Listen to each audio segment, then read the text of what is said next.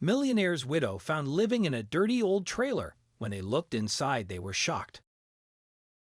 After Ethan Jenkins's death, his widow Myra discovered that his entire estate would go to his newest business partner, Carl Ferguson, so she was forced to live in a dirty old trailer. But their kids would not let the matter go, and they found something shocking. "My deepest condolences, Myra," Carl Ferguson told Myra at her husband, Ethan Jenkins' funeral. His death was felt through the community in their town in Oregon. He was the founder of a major clothing store, although it started as a small business many decades ago. He met Myra when she came looking for a job as a seamstress, and they got married shortly afterward. She continued working, and as the business grew, so did her role. Eventually, she helped Ethan run it. Before we continue, please take some time to subscribe to Dailydose, like, and share this video with your friends. It might brighten their day and inspire them to do good. Also keep watching, because an important lesson awaits at the end of the video. Sadly, Ethan passed away at the age of 82 years old. He and Myra had been together for 55 years, and they had 3 children together, Marcus, Alexandra, and Johnny, who were all accompanying her at the funeral. Some of the executives were also in attendance, like Carl Ferguson. "Yes, I have to. Your father wanted this for some odd reason. He forced this on me. Well, that Ferguson guy is also kind of forcing me to live there. He was surprised by this, but he didn't reject it," Myra continued. "Thank you, Carl," she responded to the man's words of comfort. She didn't think much of him as other people came to offer their sympathies, but she should have noted the glint in Ferguson's eyes. Several weeks after the funeral, Myra was waiting with her children to see about the division of Ethan's assets. She expected to get half of his estate, and the rest would be divided between the kids, but she hoped that they could arrange for them to get more of the business. At 79 years old, she was ready to let them handle it completely. Unfortunately, they received the most surprising news. According to Ethan's will, almost the entire estate, including Myra's mansion, would go to Carl Ferguson, who was sitting quietly at one side of the room. "That's preposterous. That man isn't family," Johnny yelled at the lawyer, jumping out of his chair. "Can you check again? My parents worked hard to get that house. It just doesn't make any sense," Alexandra chimed in, grabbing her brother's shoulder to prevent him from causing a bigger scene. Marcus was quiet but focused on his thoughts. He didn't even look at Mr. Ferguson, but he knew something was off. Although neither of them wanted to be involved in the clothing business, they couldn't imagine just handing it to a business partner. The other executives were not going to like this either. He was formulating a plan in his mind. Meanwhile, Myra started crying quietly. She was mourning her husband's death. She didn't really care about that house anymore and had started thinking about selling it, mainly since she lived alone. But this didn't seem right. "I'm sorry that you're upset, but this is the will Mr. Jenkins drafted with me, and there's nothing else can I do," Mr. Rothstein told them. His siblings were still trying to argue, but Marcus spoke up. "Okay, Mr. Rothstein, can you tell us what else is in the will?" "Well, he left your mother his old trailer, and there are also a few things for all of you. He wanted you to have your old things from your rooms at the mansion, but that's about it," the attorney continued, reading several other things. Marcus was thinking hard, and he turned toward Mr. Ferguson. "We're going to respect our father's wishes, but is there a way for you to let our mother have her house? The company is yours," he asked, knowing the answer already. "I think if your father wanted me to have the house, we should respect that too. But I want you to know, son, that I'm just as surprised by this as anyone," the older man responded, sitting straighter on his chair and raising his hands. "All right," Marcus said, acting completely calm. "We're going to help our mother move out and get the things Dad left us." "Are you insane?" Johnny yelled at his brother, his hands in the air. "Johnny, calm down. We'll talk about this later," Marcus said imperatively to his little brother. "Are we done here? Come on, Mom." The 3 siblings grabbed their crying mother and left. Over the next few days, they picked up their things from the mansion, but there was something that even calm Marcus couldn't predict. Their mother refused to move in with them. "I'm moving to your father's trailer," she revealed, shocking all their children. "Mom, be serious. You're coming home with me," Alexandra insisted.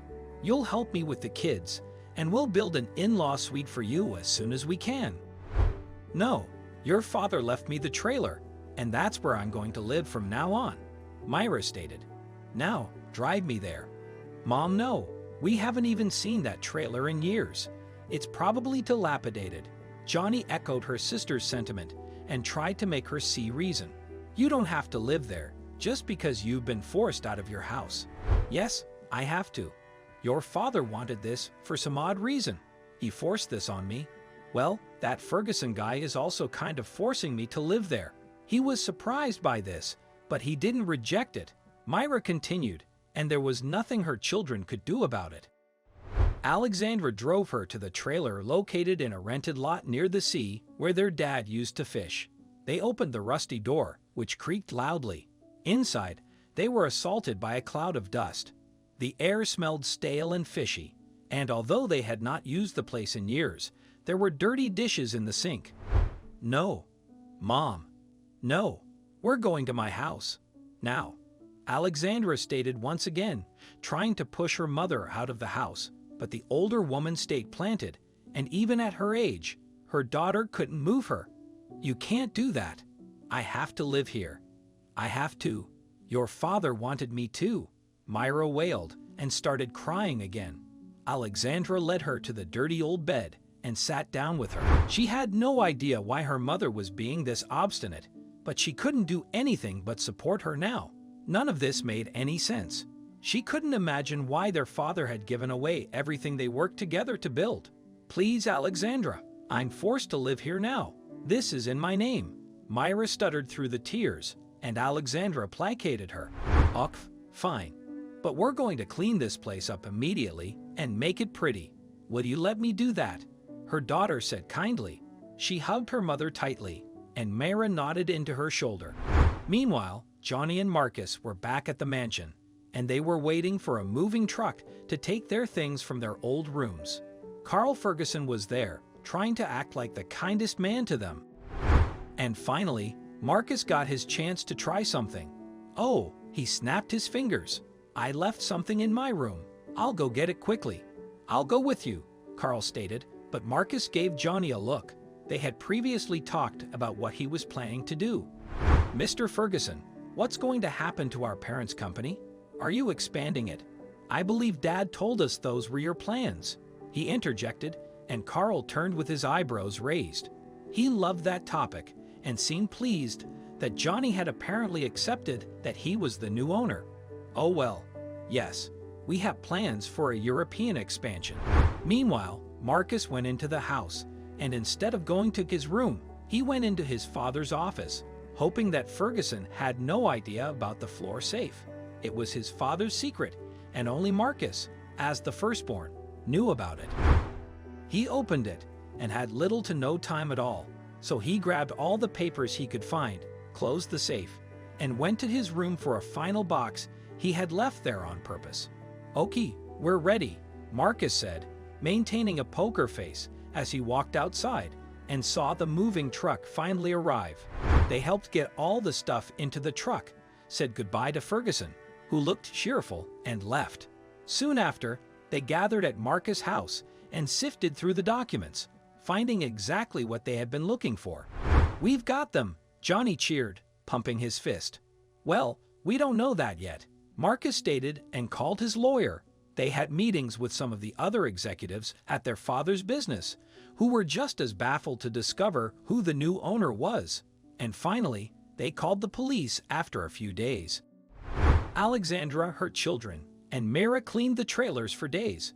They changed the wallpaper, bought new things, including a new mattress, added flowers, and arranged everything. No one would let Myra's stubbornness force her to live in squalor. In the end, the place wasn't half bad, although it was an insane downgrade from the mansion. They bought a nice outdoor furniture set and watched as Alexandra's kids played in the ocean. It was peaceful. "See, it's not so bad," Myra told her daughter. "You know, honey, I was actually thinking that maybe living in that house was too much. I wanted to sell it, give you guys most of the money, and get myself something smaller. Maybe this is why he only gave me this. But all the kids love that place. Mom, it's our house, Mom, Alexandra said. But I can see what you're saying. Still, I can't really understand Dad's actions. You both worked so hard. I know we all have different careers, but I think we could have all handled keeping the business running. We'll never know now, dear, Myra replied, breathing in the cold sea air. Do you want some more tea? After a few minutes, they were still enjoying their time outside the trailer when Alexandra's phone rang. Hey, Johnny, she answered. What? Myra looked at her daughter with a frown. She had straightened in her seat, listening intently to her brother on the phone. What's going on? The older woman whispered. Can you ask Johnny to come to spend time here? Alexandra shushed her mother and kept listening to her brother. Then she finally laughed and jumped up. Oh my God! Are you serious? Are you serious? She yelled and started jumping around. Eventually, she hung up the phone and grabbed her mother, making her stand up. Mom, you can get your house back. What? It was all a big con. Alexandra revealed and cheered. She hugged her mother again. Honey, I'm glad you're happy, but can you explain better? Myra laughed with her daughter, but she had no idea what was happening. Mom, Carl Ferguson was in cahoots with the lawyer, and they made a fake will. Dad never left him anything, she revealed. Marcus and Johnny found the real will, and he said something about the other executives, vowing that Dad didn't trust Ferguson that much. There's going to be a police investigation. Those people are going to jail. Oh my, but why would Mr. Rothstein do something like that? He's going to get disbarred, Myra wondered, her hand on her mouth. It took a few months, but the police finally found enough evidence to arrest Carl and Mr. Rothstein. It was a harrowing experience, but the truth of their actions came out, and finally, Myra could return to her house. The original will stated that Ethan wanted half of his estate to go to Myra and the rest to the children, but the older woman didn't want to return to her mansion, so her kids decided to sell the house and buy her the land where the trailer was located. They managed to build her a beautiful tiny home in that lot, and Myra kept the trailer. She realized that though her husband never wanted her to live there, she still fell in love with it. Her grandchildren loved visiting and being by the sea. Johnny decided to change career paths and manage the clothing business with the executives who had been loyal to them.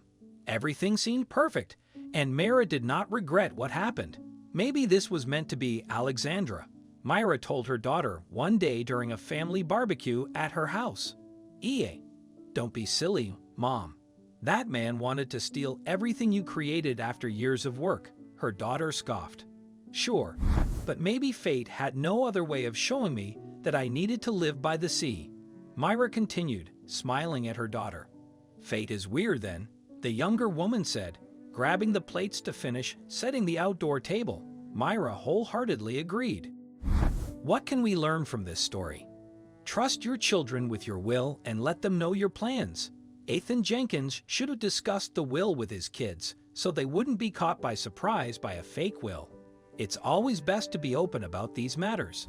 Some things happen for a reason. Despite being lied to and feeling forced to move to the old trailer, Myra didn't regret it.